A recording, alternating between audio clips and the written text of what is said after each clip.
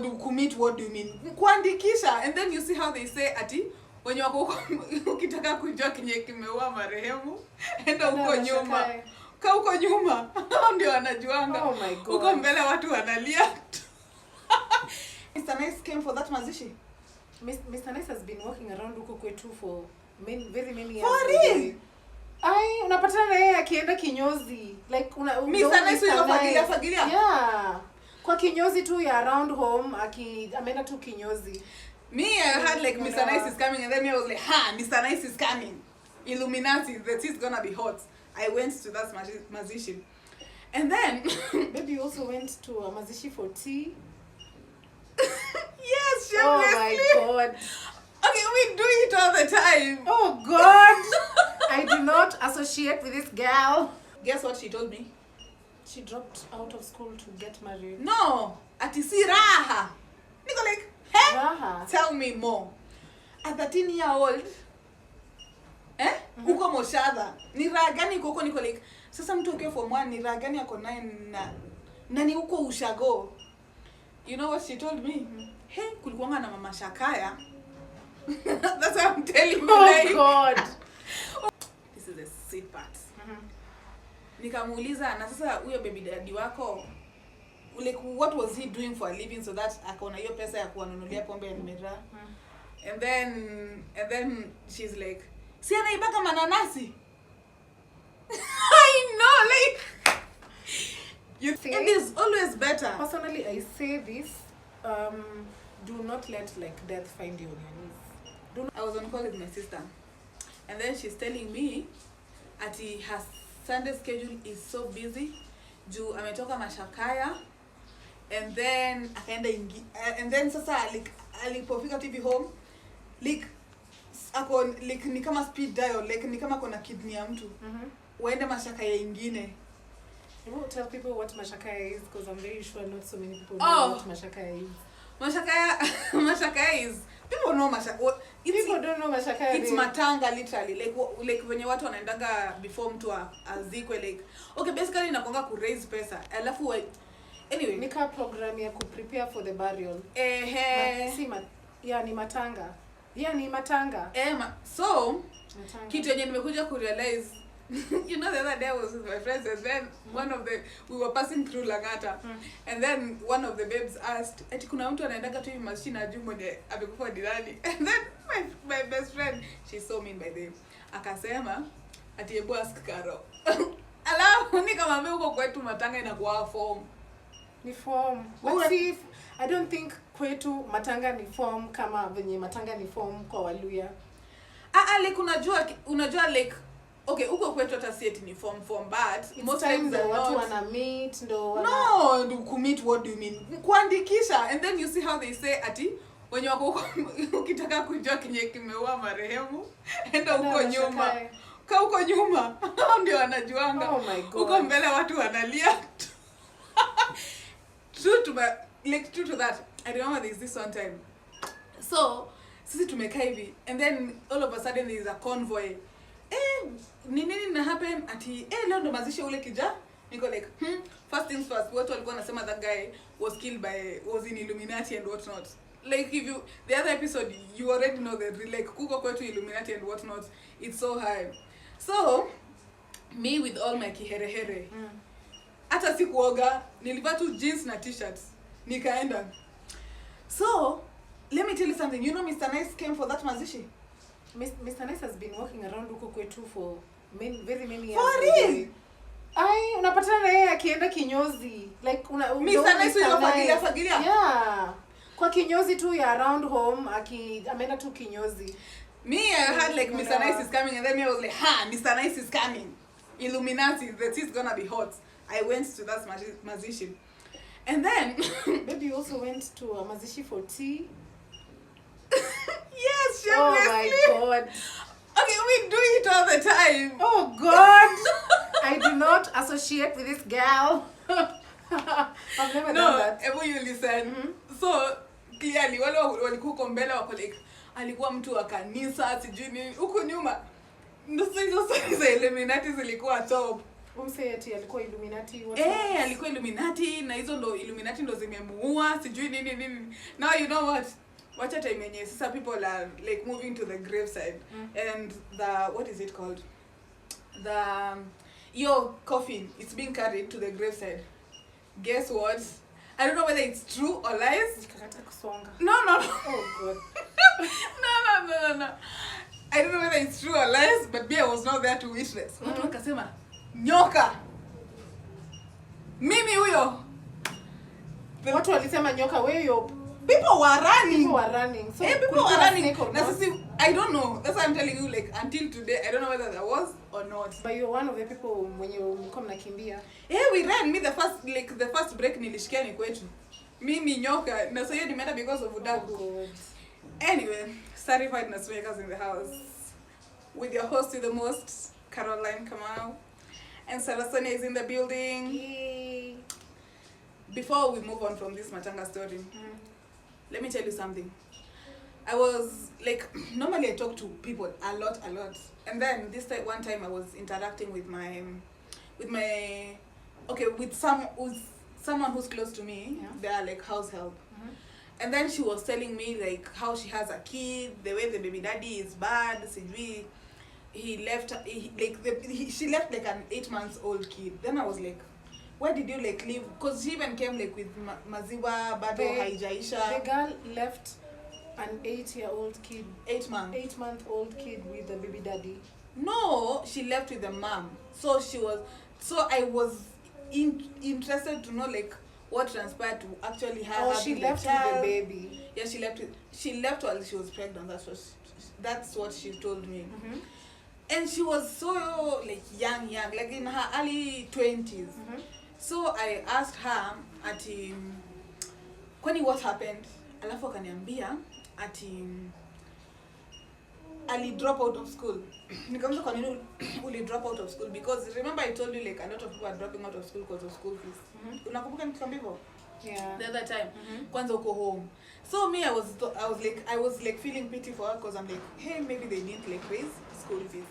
Hey, guess what she told me? She dropped out of school to get married. No, ati si raha. Niko like, hey, raha. Tell me more. A 13-year-old, uko moshadha. Ni raha gani uko niko like, sasa mtu ukiwa form 1 ni raha gani yako naye na ni uko ushago. You know what she told me? Hey, kulikuwanga na mama Shakaya. That's what I'm telling you. Oh god. And they drop out of school because the Mashakayas had so much fun going on. Imagine. Oh my god. Then I'm like, I'm interested to know. So, is it Mashakaya? What was happening with the Mashakaya? Just so you know, this is the very first time in a case story. Ati Mashakaya ni form. Hata uko kwa Waluya mshoni ati tukutana. People go because of my sister lives Duko. And then she told me, I know I'm incriminating her, but she told me if people go to like Mashakaya uko and then even mazishi and then they don't see food, they don't cry. Yeah, I know. I am not so sure about this, so sitaki kupeana my opinion kama ni a definite thing. I'm just saying from the way they normally say. When somebody dies, I think Waluya na Waluo, I don't know if they share the same culture, yeah, mazishi, but it's like a whole event.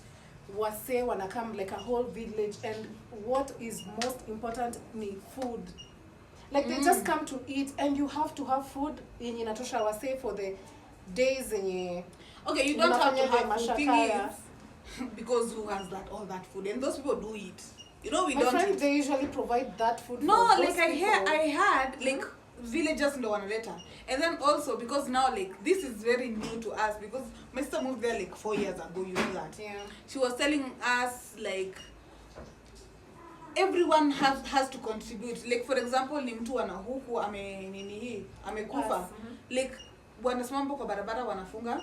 And I saw that thing like the other day where I live in Rotambo. So you have to chat something. Everyone, even if it's like 30 bob, they don't like bagua. So kama unakuja kukula, just know your money is somewhere there, hata kama ulitoa whatever amount of money. Yes, but I also think there's still classism. Like mwali, see even uko kwa you know, like kama mtu mwenye amefiwa, it's someone who's like akona pesa, people will contribute more. I think there's also that. But I hear they don't chagua, even they cook even githeri. I hear. Okay, I don't know. I've never been to one of them, but because huko kwetu like, people you have like to have food for like to tosha every person that comes in for the mashakaya. Otherwise, it will be the talk of the town, like but that the bottom line is mashakaya ni form. Like kama wewe unakuanga na form huku Nairobi, thank the Lord. Uko home, people are so bored that they're waiting for someone to die. Ndio wakwe na form. No, me for me mashakaya ilikuanga to the fact that at least now it's the one time you can actually go somewhere at night. You can be allowed by your parents to go somewhere at night. Sasa hebu you listen to this lady's story. Me I'm like, si raha ya nini? Mashakaya zilikuwa mingi like, huh? Bring the story. Kwanza put a pin on that. Someone I know very close to me, they don't work. They used to steal. And then they used to steal what exactly? See, they just steal petty stuff, maragwe, kuku, and then the person they were stealing from died. Now from that time, kazi yake ni kumove na mama Shakaya from one village to the other. Mbona na move around? Si ndio akule. Oh God. Because he doesn't want to work, and then he's dependent. Oh God. And then that day when that guy, like during that funeral, he was crying, karibu ana faint. And then I'm telling my mom, hey na amelia, and then my mom is like, simfereji ya pesa imekatika. I was like, oh God, but that like, is so mean. But anyway, so nikamuuliza kwani yuko kwa mashakaya mlikuwa mnafanya nini? And then she's telling me, you know, everyone had their boyfriend, and then their boyfriends had like piki. So another thing, like my friend was telling me, he's a teacher right now. Ushago, if you have Anduthi, bro, you're bagging all the berries. Like one day. Anduthi wako na pesa, guys. So like uko ushago like mtu ako na Anduthi. What do you mean? See, inamaanisha like per day anaweza pata hata like 1,000. No, you listen. I know you think they are doing honest hustle. So me I was like, so kila mtu, the boyfriend has a Anduthi, and then they buy alcohol, and then she tells me, hey, mimi hadi miraa tulikuwa tunakula. I'm like, okay, mzazi wa huyu mtoto wako wapi? Ni saa 7 ya usiku, ni mtoto wa shule. Niko like, your mama yako hakukuwa anakuuliza. And then sasa even the last straw that made her drop out is because the principal of the school was like, we can't continue like this. You're missing school too much. Akawa chase. And then the way they were chased, ndio akaenda akaolewa na huyo baby daddy. And then so this is the sweet part. Nikamuuliza, na sasa huyo baby daddy wako, like what was he doing for a living so that akaona hiyo pesa ya kuwanunulia pombe ya miraa? And then she's like, si anaibaka mananasi. I know, like, you think this story? I was like, kwani ya watu wanauliwa huko Del Monte ni ya ukweli? You've heard those stories? No, I've never heard that watu wanauliwa Del Monte. You've never heard? And then people like were demonstrating, and I was like, me nilikuwa nimewahurumia. And then I'm like, if this is a drill, wanna drop out of school wakaiba mananasi na wauliwe even more. So it's say Del Monte wana iba nanasi a lot. So like people from that village, like the boys drop out of school to go into kuiba mananasi.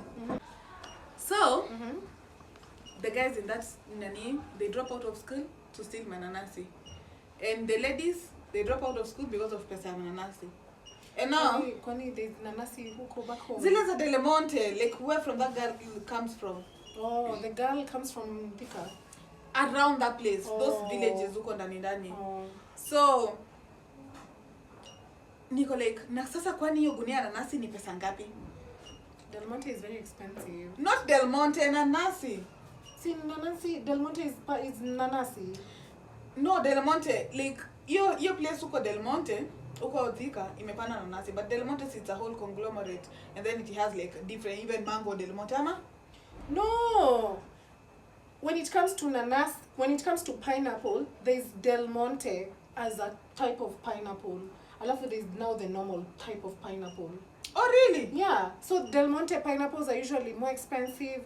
They usually like they have this smelly nanasi so much, and they usually very like almost orange.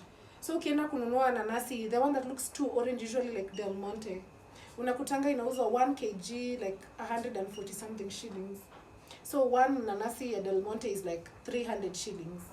Del Monte is a type of nanasi. It's I like was when today's years old. For Like I real. didn't know. Yeah, Del Monte I is just a type thought of like nanasi. Del Monte is a company, and then the company imepanda mananasi huko hivi Thika. No. Okay, I'm not sure about that, but I know Del Monte is a type of nanasi because me have worked in a that I fruits environment. I know when we say kuna local pineapple and then there's Del Monte pineapple. Okay. But I don't think there's Del Monte mangoes. We live, we learn, I guess. Yeah. So Del Monte is very expensive. Come on, So bottom line, gunia moja, that's a lot of money. it's a lot of money. They used to sell for 2,500, and then mwenye pikipiki now is a sonko. He goes with 2,000 bob yake na mafuta, and then the mtu wa mkono is 500 bob. So that's why I'm telling you, like if you have a pikipiki, it's big deal.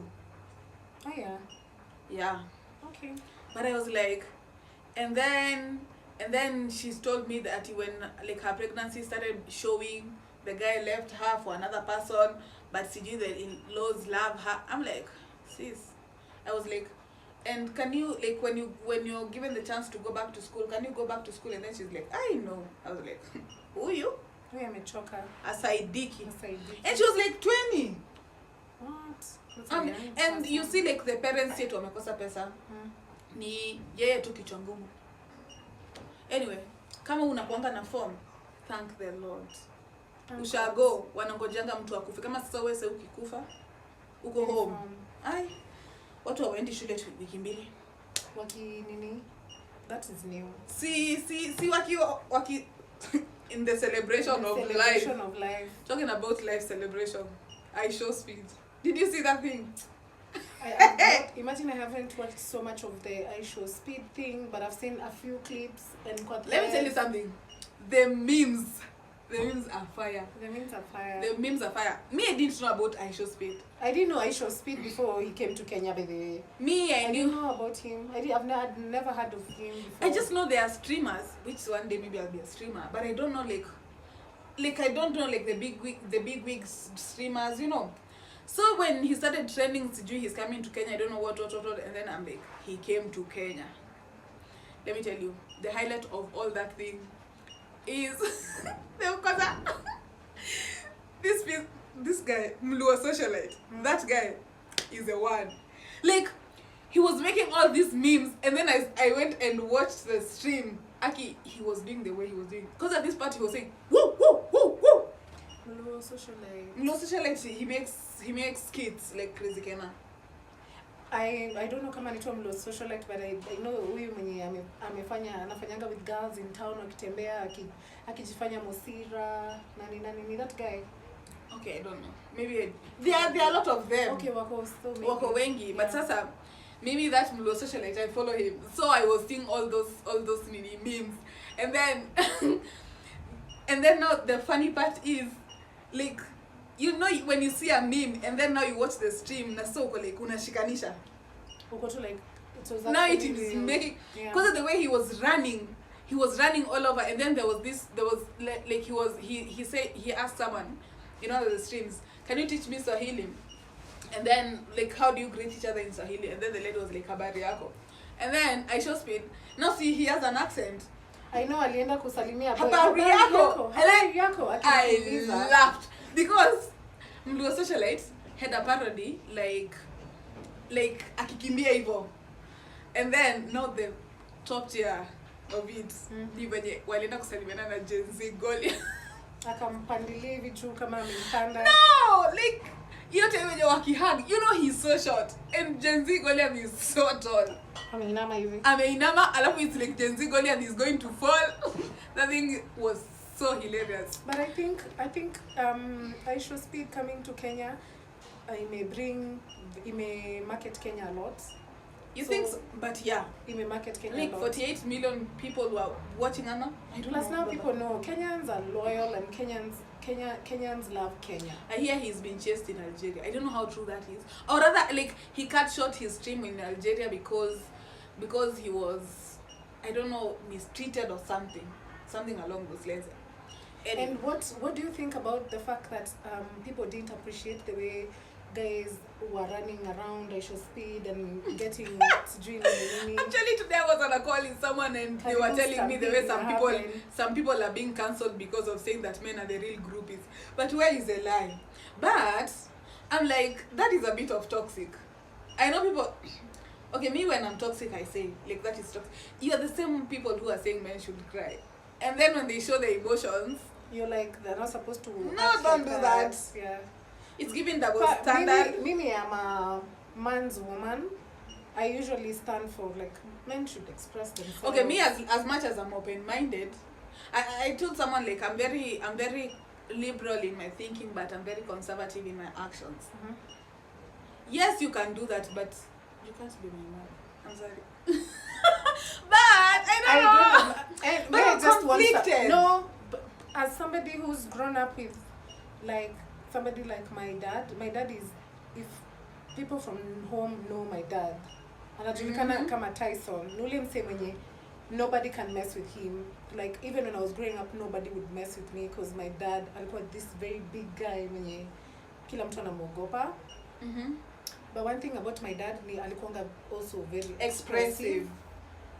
Like wow. Kama ana feel stress, you'll actually see that ana feel stress na ana express himself, like utasikia anasema. But again, let me tell you something. Don't take my word for it. Me, I have a type every minute. Like, did I even, like, someone asked me what is your type? I'm like, sometimes someone can talk something very nicely about AI. I'm like, The other time someone is speaking shit over here. Okay. Yeah, and then I'm like, Don't take me seriously. Personally, I'm like, men should express themselves. Okay, don't be so woye. I also wouldn't want a woye. Someone crying every day because I also don't cry every day. Ata mimi I've also toughened up. Kuna tu some you have to toughen up to some level. Life actually needs. Cause okay, let me tell you, there's this big debate about people like, are people too weak? Or are they too entitled? This thing of saying like Gen Zs, they don't want to work. Like I know someone who like committed suicide in a workplace, and I was like, I know it's hard, but it's never that serious. It's never that serious, guys. Imagine. Yeah. Personally, I say. And it's always better. Personally, I say this. Do not let like death find you on your knees. Do not let death find you on your knees. Life is so tough, and I came to realize that everything that life is bringing, bring to very many sad things. You lose people you love. And that's why I'm telling you, look for good times. Because bad times they will always find you. Yeah. That is why those people who are in abusive relationships, I just don't get them. You will lose. Life is already like, it is bombarded with a lot of bad things. You lose, like me. Your parents will get old. You're gonna die. That is the worst thing. You get broke, you can get money, and then you lose all that money. You can get a good job that pays very well, and then years later you don't have a job. Like life, if you don't have up anything. And down. Yeah. So I think nimekuja ku realize, amidst all that, just try and look for good times. Good times. Enjoy the good moments. So don't kill yourself, please. Kama hauna job, it's time sasa hata heri sasa ukae kama umerelax unangoja things ziingiane. You're not doing so much, but things will always pan out. Like vitu zitaingiana tena, utakuwa in a good place. Kuna siku itakuwa bad, kuna siku itakuwa good. So I don't think you should ever kill yourself because things are tough. Or because somebody left you, or because Kwanza somebody left you, bro, you deserve that death. Like life has so many other good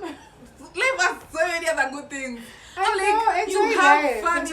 Enjoy life. I don't know, but that's why it's never that serious. It's never that serious. People are usually really mad. People get really mad. Where I sympathize, it's because like I've never been in that state to be suicidal. And normally me, I usually term it as mental illness. I just feel like they are ill mentally. Like you see, like how someone has malaria.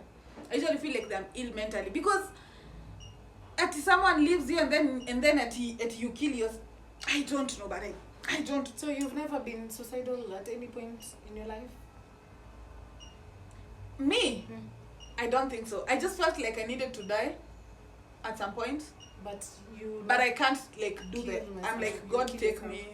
So for somebody like me, okay, I can't say I'm a suicidal person, but I usually have very bad PMS, post-menstrual syndrome or something like that. I don't know if that's the names of the word PMS, but yeah, my PMS at some point is usually like really, really bad. And that's why I'm telling you. Feeling depressed. Normally when I hear someone has committed suicide, mi siona hiyo story ya kusema ati ni mtu alikuacha or something, it's just like a kiegemezo. There's a real issue which I think they were mentally ill. I mean, normally that's what I say. Anyway, talking about suicide. So there's this babe who everyone is congratulating and others are trolling.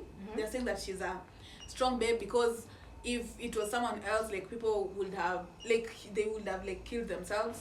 I haven't seen that video, but today I saw that girl with Mosira. Yes, I did know about that story. I haven't seen anything. I've been so busy this week and like I've not been online. But naona tu watu wanasema tio watu wavai panty. I'm like, I don't know what happened with that story, but from the comments, me ni wale wase when you see a video, you try and read the comment section to know what is happening. So I think, because I haven't seen the video, I think it's something like she was drunk, and then the person she trusted to take home, take advantage of the fact that she was drunk. No. And me and now I had it from that car video with Mosira. Apparently this babe was talking to this guy. This guy lives in the US. And they've been talking like for a whole year. And he's like, yeah, I'm gonna marry you. So you know all those things that men tell people. And then this babe, she's like 22 and she has a kid. So she was like, someone from the US. I don't know whether it's true, but in my head I'm like, maybe he even sent her money sometime. So you see, like it's someone you trust. You've talked to them like for 1 year, like back to back. And then he tells her like, hey, I'm in Nairobi, come meet me. And then she goes to meet him, because like he gives her the location. And then when the babe goes, she starts like getting, like she meets like the friends of the guy, and then the guy's like, yeah, those are my friends, chill with them, I'm coming. And then like they started drinking, and then the pombe shad, and then he called him to pay the bill. He was like, get another bottle, I'm coming. And then when he came, the babe was so drunk. And then the babe says that he came with like white powder on his hands and told her to sniff so that the pombe shukas. I hear cocaine makes pombe to shuka. And you know about kids don't do drugs. Don't do drugs. I know, I just know Mira makes pombe shuka.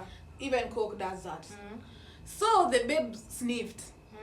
And then she says that she started feeling dizzy. And the video, I've not also seen the video because I'm not that person to go looking. And especially when I hear like someone is being humiliated. Yeah, me, I wouldn't watch. Video. So the video apparently is a place where she's even talking to herself, ati ameenda kalalia meza and whatnot. And then now, after why are they taking a video in the first place? Listen. So the guy tells her when now she's like a bit dizzy and she's even sad. I think she was sad at some point. He tells her, you know what? I want us to have a threesome. And then the babe was like, okay, with you, okay, but I'm not into that. That's when he started recording, body shaming her, stripping her, and all those things. Like, the guy was body shaming her and stripping her while recording? Yeah, while recording because she said no, she can't have a threesome. For real? Imagine. And then people are saying ati iwe funzo kwake. Niko like, bring that man, drag him. Like, I'm like, revoke his visa. Because I hear he's running now. No, it's not and then fair. He's even calling like other people. Because now, I think he wanted like people to troll the lady. And then people are now like, no, this is wrong. But by the way, I like the fact that these days, the media is not that harsh on people. Actually, guys are getting better. Better. Keyboard warriors wameanza kuisha. Squeezy, something happens to somebody. Squeezy, life happens to somebody, and if you stop judging, people stop judging. Kama ni something wrong, watu wako like, justice has to be served. And Kenyans should just go on like that. Because I'm like, people are saying ati alikuwa anatega. Hata kama alikuwa anatega, it's willing buyer, willing seller. I see lazima. It's willing buyer, willing seller. And yeah, me, I'm not shaming anyone who's hustling. You are sitting in the house there. At least they are getting money. You are doing it for weed and tap water. You understand? So I'm like, me, I'm not shaming. She doesn't deserve that because it was willing buyer, willing seller. She doesn't deserve that because she was drunk and she didn't have a panty on. No, she doesn't deserve that. And also something else, it's someone she trusted. They've talked for 1 year, even if you've not met. Like imagine you're texting someone like after every 2 hours. You even know that person. You feel like you know them. Especially like now in the world of social media and global village stuff. When you like talk to someone for 1 year, you know them. Yeah. Like you can't say that they are strangers. I hope there'll come a law where people are being punished harshly for not respecting people and the nudity thing and the rape thing. I hope people will be punished more harshly than what is happening right now. Because guys are taking advantage of that a lot. People are taking advantage. And it's not fair. Kuna countries zenye if you rape somebody, you get castrated or something like that. Let me tell you, I usually see these documentaries of CG prisons, and I'm looking at those people and I'm like, hiya, they're just normal people. You know, you might think a murderer is someone who looks like, you know. Me, I'm like, there are two people. Okay, a murderer, maybe it was that. If they're not serial offenders, maybe because a babe told me you don't know when you can become a murderer, and that thing I co-sign 100%. Sometimes someone vexes you so much, you're like, what? Umefikisha tu hivi. So, but sexual offenders, you think about that thing. It's like these people who say ati ilikuwa bahati mbaya, talking about cheating. Bro, you paid the matatu from Thika to Rongai. You texted this babe. Or even the babes, vice versa. They sent you money. You've talked with them. I'm like, stop lying. Anyway, so this thing that I just found out the other day, and I'm like, yo, tell me more. Apparently, in Kentucky, you see where KFC originated, and West Virginia. Oh, baby, you have a lot of information. I don't know about this. I'm just hearing for the first time. Don't worry, you'll be educated, you and the viewers. Why would I go digging about where KFC started? But anyway. Yeah, it's Kentucky Fried Chicken. Okay, I know. Personally, I don't go. I don't have. Okay, I watch all these vlogs. CG. Yeah, I watch a lot of things. So incest is very high. And apparently, those places like incest is the sex between brother and sister. Yeah. And they even like get kids. What? The world is coming to an end, guys. Okay, don't give us that. It's been coming to an end since I was born. Yeah, you know what? Come to an end. When it's coming to an end, anyway, I'm just joking. But apparently, incest is so rampant, and it got me thinking. Like for example, for Muslims they can marry their cousins, but for Christians, you're told that you will even like get genetically, like kids with bad genetics. But why doesn't it happen for Muslims? It happens. And then it got me thinking, what is actually family to you? What do you think? What is family for you? I think it's supposed to just be your brother and your sister. Like, me, I feel like your brother and your sister can cease to be your family at some point. Why do you say that? Because for me, I thought about it. That's why I'm like, I have answers. Don't worry. I was like, for me, family is someone I can count on and someone I can trust. If I can't I'm like, you're not my family. A friend can become family. We are just related, and hiyo si makosa yangu, ni makosa ya ancestors. And even them, if they chose like what family is for real, hawangekuwa colonized because their families ndo walikuwa wanawauza. For real? Hey! Kwani sini families zao zilikuwa zinawauza to the colonizers and even the slaves? Yeah, it's true. Your brother can cease to be your family. If you write in the comment section, what is family for you? Because me, if I can't depend on you, if I can't and I can't trust you, I don't think you're my family. To be family.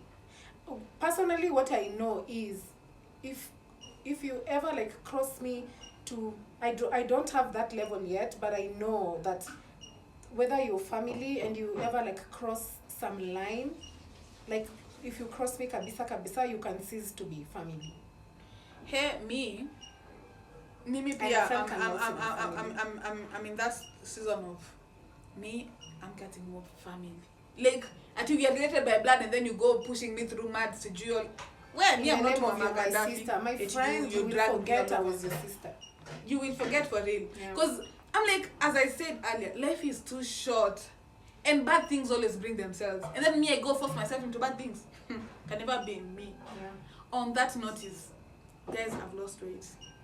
I'll enroll in the gym. But before I enroll in the gym, let's talk about something. So, this a friend of mine was telling me about a gym she was going to along Kiambu Road. I don't know whether I've told you this story. We've talked about this gym. Yeah, but you've told me about it, but off camera. Yeah. So apparently, when you're enrolling for the membership, you're told like you like the membership comes with a trainer, a floor trainer. Yeah. But now once she started like going, there were 3 trainers, and now you see those memes of the person who enrolled you and the person who's coming, the person who gave you the loan and the person who's coming to pick the loan. You've seen those memes? Yeah. So same thing. The person who told you to come to the gym and the person like you're meeting in the gym, 2 different people. So there are 3 trainers.